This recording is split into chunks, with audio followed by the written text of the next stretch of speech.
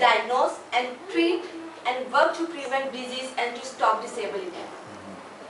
Demək, əsas fizioterapist nə edir? Fizioterapist ilkin olaraq klienti qiymətləndirir, diaqnozunu qoyur, müalicəsinə aparır və ondan sonraki mərhələdə çalışır ki, həmən bu hal geri qayıtmasın deyə yenə də həmən o prosedurlarını davam etsin. O 5 günlük, 10 günlük kursla deyil, indi o xanım başa salacaqsınız. And he or she work with all ages and with different techniques. There are so many techniques in physiotherapy.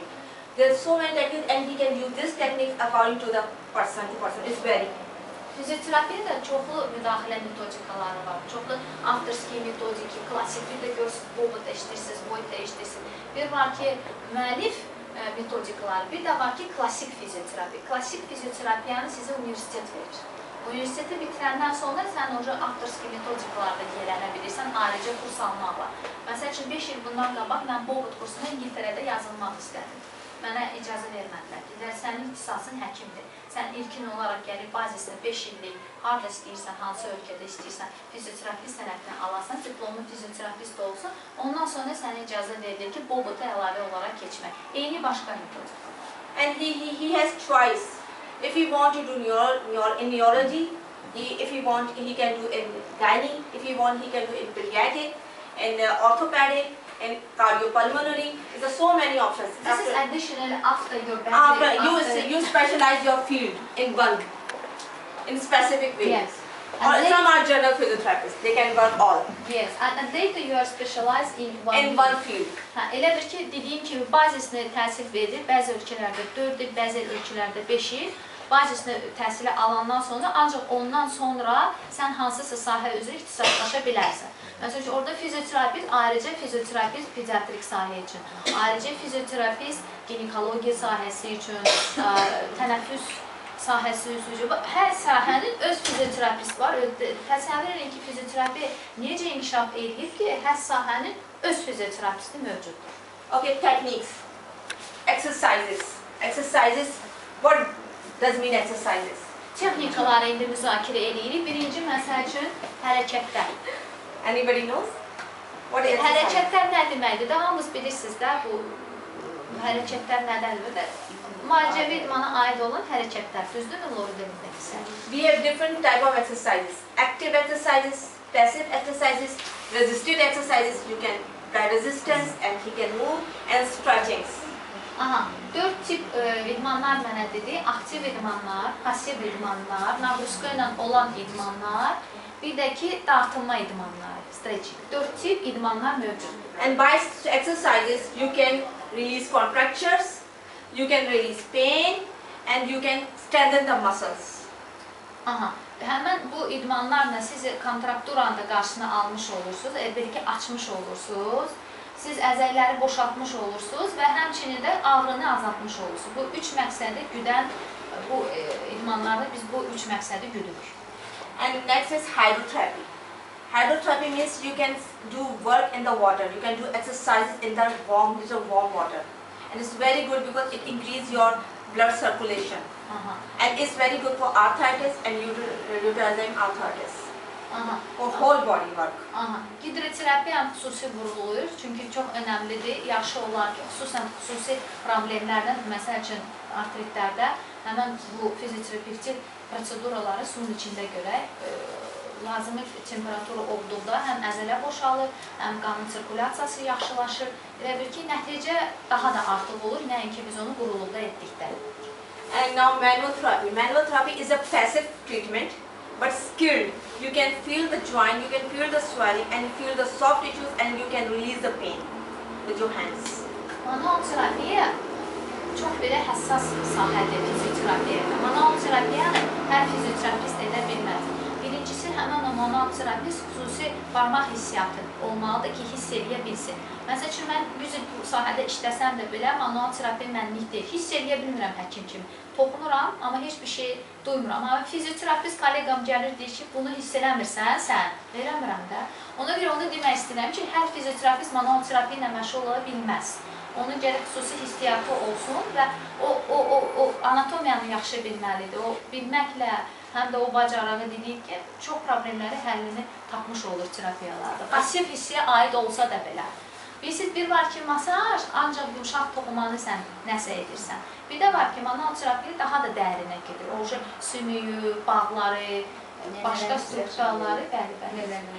Deyir, masaj elədi, deyir. Və manual terapiya ilə sən çox zərər yetirə bilərsən, düzgün etmirsənsə. Çünki idman belədir ki, eləyə bildin. Amma manual terapiya elə deyil. Orada pasiv olur, onu çox yaxşı duyğun olmaq. Bəli.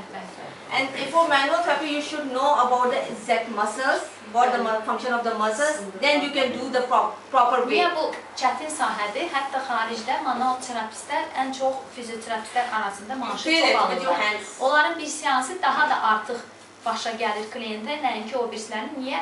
Çünki orada sən çox gözəl dediyim kimi anatomiyanı bilməlisən, əzələni bilməlisən. Çünki sən pasiv işləyirsən. Bizdə ölkədə əksinədir də. Bizdə hamı pasiv idmanla məşğul, pasiv idmanla və manual terapiya ilə məşğul. Halbuki bu ən həssas, qorxulu bir sahədir fizioterapiyanın içində. And the next one is electrotherapy. Electrotherapy is you can transfer the electrical pulses to the human body to stop pain pulses to go brain.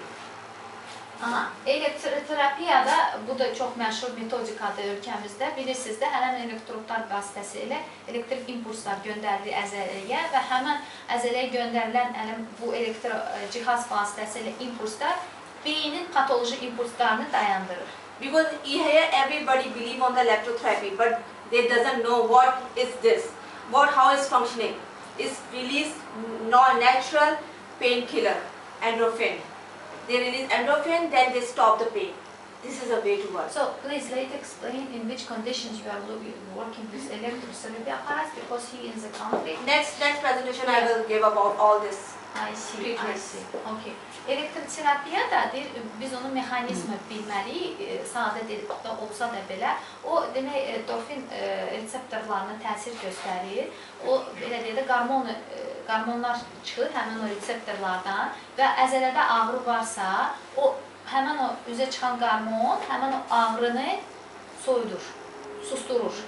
Əsas elektroterapiyanın fokusu onadır. Həmin o reseptorları qıcıqlandırmaqla ağrını kəsən qarmonları üzə çıxartmaq. And now acupuncture. In acupuncture, you insert the very fine needles to the pain area to stop the pain. Akupunkturada da eyni zamanda just pain, no spasticity. Spasm like this. Not spasticity is not good for spasticity. It's mostly for pain, spasm, this type of things. For spasticity, I think it's the best is exercises, stretchings.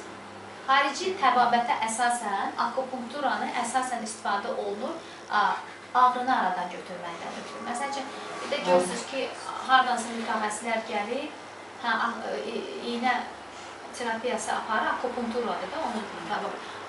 Cerebral iflicli uşaqları daşadılar akupuntura. Təbabətin özünün izahatında akupunktura daha da çox ağrını və spazm, ağrıdan gələn spazmı aradan götürməkdən ötürü istifadə olunur. Cerebral iflicdə olan spazm başqa mənşəlidir. Ona da akupunkturanın təsiri olmur. Xaric bunu belə qəbul edir. And trigger point. Trigger point is also the hand movements.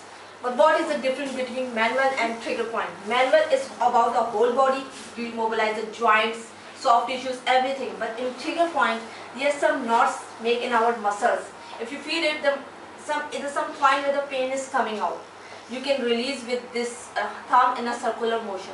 But you must know this trigger point. Yes, you should know about the trigger point. Is there a special course about the trigger point? Bu trigger points, even I don't know how to translate in Azerbaijan. Is it knots? Okay, knots, muscular knots. Trigger points therapy, bu bizsiz elə bir ki, nöqtələr üzərində iş. Bir var akupunktura iynələrlə. Bir də var ki, həmin bu ayrıca fizioterapiyanın sahəsidir. Məsəl üçün də hansısa əzələdə sinir nöqtələri. In all body we have trigger points. In all body we have trigger points. Every muscle has trigger points. Some big muscle 2, 3 and small muscle 1 like this.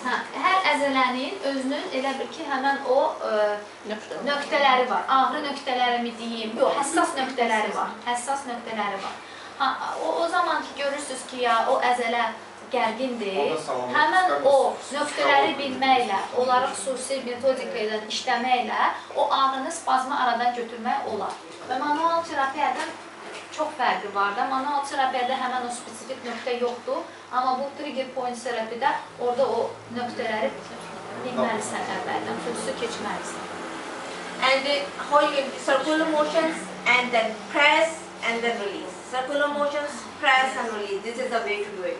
Hə, indi xanım başa saldı ki, mən onu necə eləyirəm də. Birinci ovxalayıram, sonra basıram və əzələ boşalır. Okay, now ultrasound. Here is very common. Anybody know? Tell me why we do ultrasound.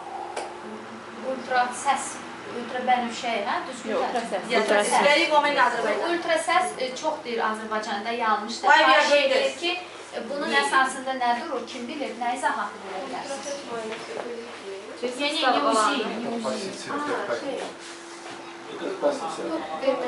Yes, it's a passive treatment. Definitely it's a passive treatment. But why? How it work? What we do with? deyir ki, nə cür işləmə mexanizmi sizcə nədən ibarətdir? Okay. Ultrasound release ultrasonic vibrations. If the vibration going in your body, the blood flow is increased. Then blood flow increase, it reduce swelling, inflammations, and pain. Ultrasəs əzələyə veriləndə başlayır əzələdə vibrasiyalar olmaq.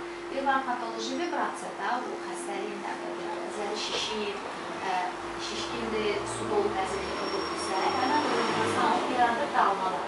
Bu vibrasiyalar yaradır, xüsusən də ki, dərin əzələrin And you have limits. You cannot go 4 megahertz.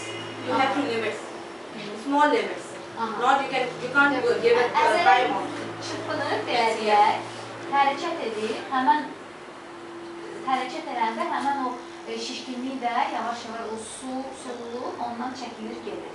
Nədir ki, daşlaşma olur, vibrasiyanı verdikdə hərəkət edirik, qan dövranı yaxşılaşır, su başlayır çəkilməyə yavaş. Amma o metodikada çox biz diqqətli olmalıyıq, həmən o dalğanın dərəcəsini verməliyik. Yəni az verməməliyik, mən çox verməməliyik. Orada da fizioterapistin xüsusi hissiyatı olmalıdır, bilikləri olmalıdır. And it is very good for healing because it increases blood flow. It's very good for fractures and post-surgical problems. Çox gözəl metodikadır, xüsusən sınmalar olduqdan sonra, yaxud da ki, cərrahi müdaxilələrdən sonra, kəsikdə bir sözü olduqdan sonra, travmatik yoxsa cərrah bıçağı altında. Sümük boşluğunda belə elə arasında deyiləm, onu da... Bu elə arasında osteoporoz demək istəyirsiniz, yoxsa konkret diagnoz deyək? Uşaqlarda deyirlər elə... Uşaqlar Əsəkliyi var, uşaq özünü belə çevir. Orada əslində o sümük problemidir, əslində əzələrin problemidir və o həddindən artıq əzələ tonusu aşağıdır deyə imkan verir ki, sən istədiyin forma verə bilərsən əvvəl. She's asking about hipotonus. What is the best treatment for hipotonus? Hipotonus is exercises, cleansing exercises, hydrotherapy. Deyir ki, daha da çox effekt verir aktiv idmanlar, xüsusi aktiv idmanlar, bir də ki, hidroterapiya. O elektro proseduralar çox da yaxşı təsir edir. For hypotonus, passive work is not good. Because we want for hypotonus, passive work is not good. We want to active the person. Deyir ki, hipotonus olanda əksinə biz onu masaj falan onlar elə də məsləhətdir, aktivləşdirməliyik, hərəkət etdirməliyik ki, tonusu açsın əzələ. Okay, like as I told you before, there are so many, you have